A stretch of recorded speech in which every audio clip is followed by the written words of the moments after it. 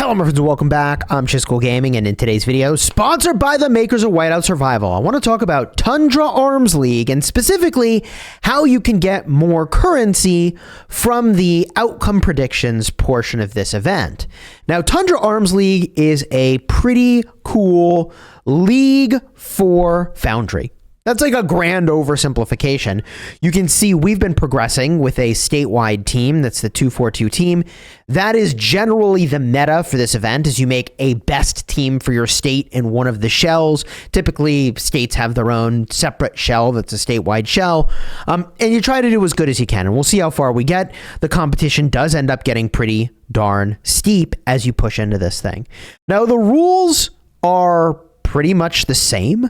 But there is a leaderboard and your total points matter. Okay. Now what you see here, SQD Smash Squad, this is the Smash Squad specific team after everybody already moved over to the statewide team. But the grand total points are there relative to your opponent's scores. All right. So the higher your relative score is, the better. In other words, if we got 100,000 and they got 20,000, you'd put 80,000 on the board, okay? So this is total net win points. Why am I showing you total net win points? Well, you see what happens over here is you do outcome prediction. Outcome prediction is pretty important for getting more of these purple tickets for the shop. That, for most players, is their engagement with this event, is if they aren't playing, they're predicting outcomes and then getting rewards based on that. All right. So as an example here, I've already placed support for 233 to win. Why would I have gone to support them? Well, we know if we go to the schedule, the elimination portion, we hit the leaderboard, that 233 is one of the top 3 on there. They're probably going to advance. They might not. But, you know, like, if I was just picking a dumb strategy without much thinking, it'd be to just look who's at the top of the total point leaderboard and go pick them. Don't even look at their opponent, just pick them. Now, you should look at their opponent. You see who they're up against, and, you know, you could see what odds are based on sort of other people having placed tickets somewhere. Like, a bunch of people think WoW's going to win. So this could be a huge upset for 233. Zoe, I'm also supporting to win. Okay, 10,000 tickets on Zoe. And to my knowledge, is there an advantage to picking someone who has a low number of supporters? Let's see what we say here. Chiefs make predictions about the outcome of the current round. Predictions can be made for up to 3 matches per round, but must be made before the match starts. You can only choose 1 Legion to support for each match. That makes a lot of sense. You can spend a maximum of 10,000 match stakes per match. After supporting a Legion, pardon me, you can support the same Legion again, but you cannot cancel your support. In other words, I've done this. You go in and you say, I'll support him for 500. And you're like, no, I'll support him for 10,000. You can up your support. After each match, Chiefs who made correct predictions earn double their match points. Chiefs who made incorrect predictions will be refunded half of the match stakes spent. So you do want to be right. You double. And if you lose, your team that you picked loses, you lose half of what you placed. So a bet for 10,000 into a loss would be 5,000 that you get back.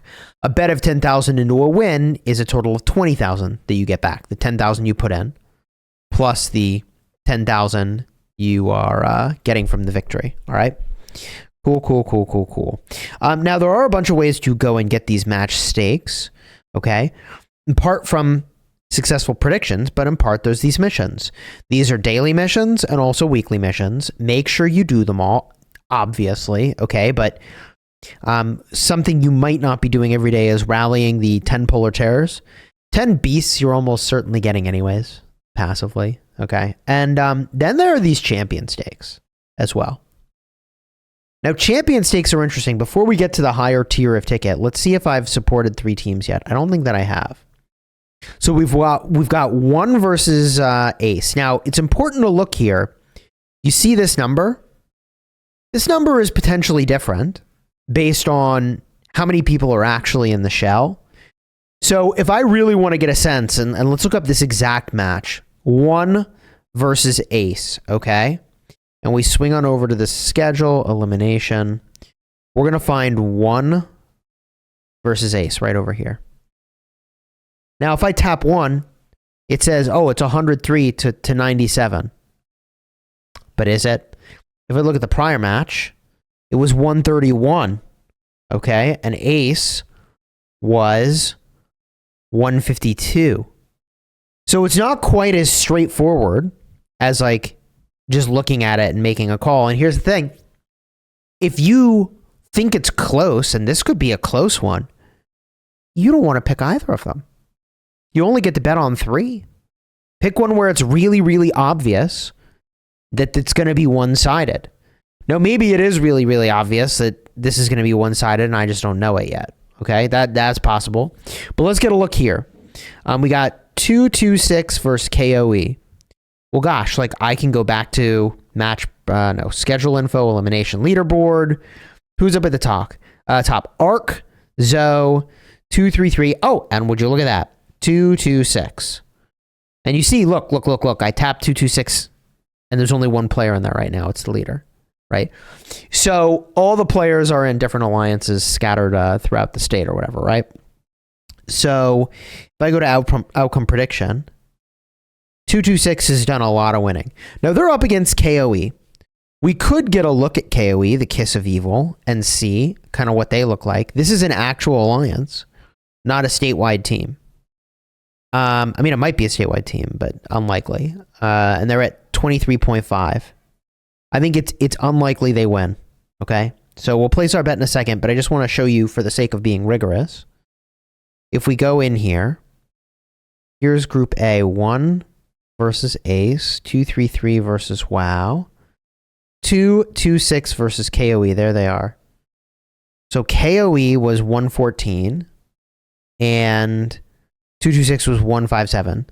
I think that's like a combined matchmaking / power rating. So in the average arsenal points here are lower for KOE. So anyways, I'm going to pick 226. All right. And no disrespect to anybody. I'm just demonstrating the methodology here, right? So if I'm going to pick 226, I select them to win.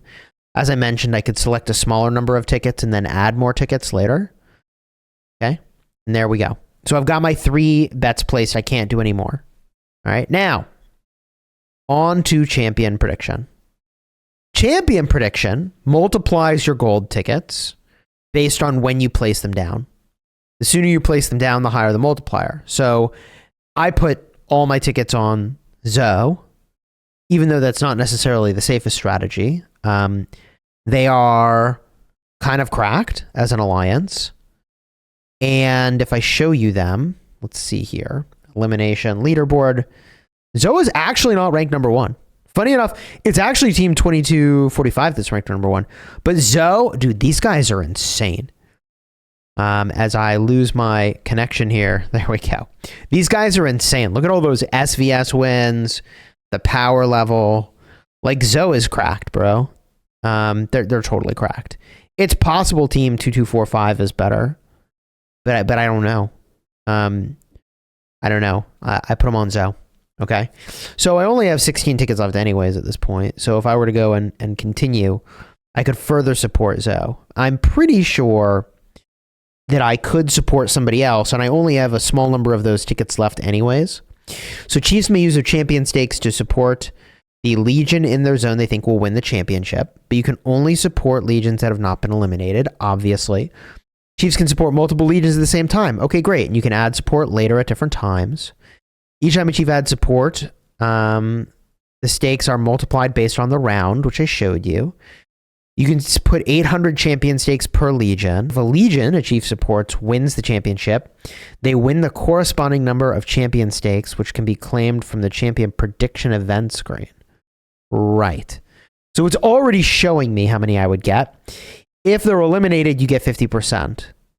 But if the Chief only spent 1, then you get none. That's hilarious. Okay. So you can see here, I haven't spent 4,720. I spent 16x less than that. I spent them all, and then they get 16x multiplied.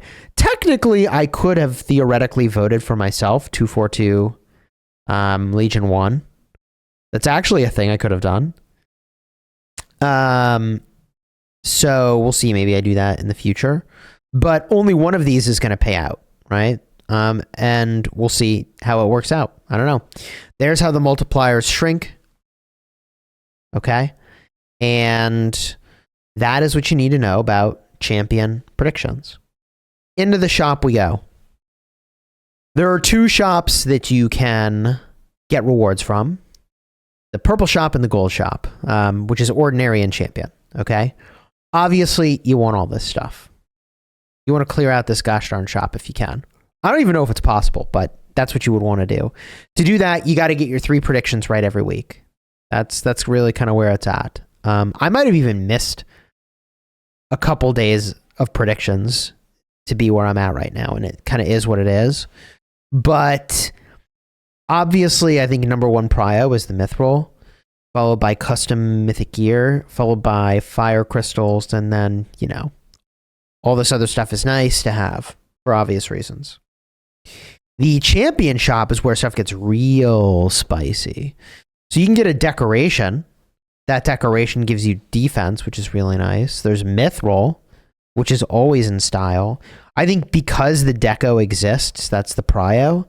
Also, here's another deco, 2% lethality. It's awfully expensive, but at some point, I guess it becomes cheaper technically to upgrade and obtain than this war chariot does. So those decorations are kind of a big deal.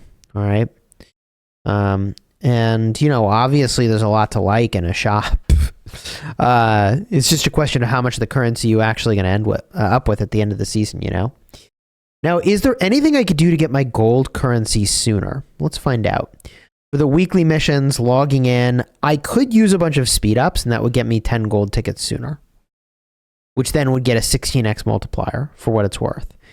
And there is also a Tundra hero pack, which I will almost certainly buy.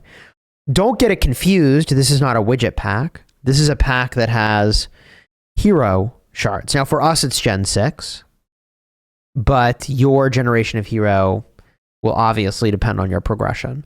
But this is a pretty clever way to unlock some heroes here at the start of a new generation of heroes, which, like, yes, I do want to do that. But for now, I'm, not in a rush. I'm saving for prep for upgrades to heroes anyways. So we're kind of chilling. All right. You enjoyed this vid about Tundra Arms League? Throw a like on here. Subscribe to the channel. I might stream some Tundra Arms League at some point. But until then, subscribe to the channel. Tell a friend. Have them stop on by and check out my content. All right. Until next time, you have fun smashing your enemies. Oh, and obviously, pro tip. Hey, Fabian Master of Arms here. It applies, so upgrades to him are a big deal. Although, I don't think I'm getting any Arsenal tokens, so the Salvager one I thought was going to be relevant, but actually, it's not. All right, anyways. Until next time, have fun smashing your enemies. Take care, everybody.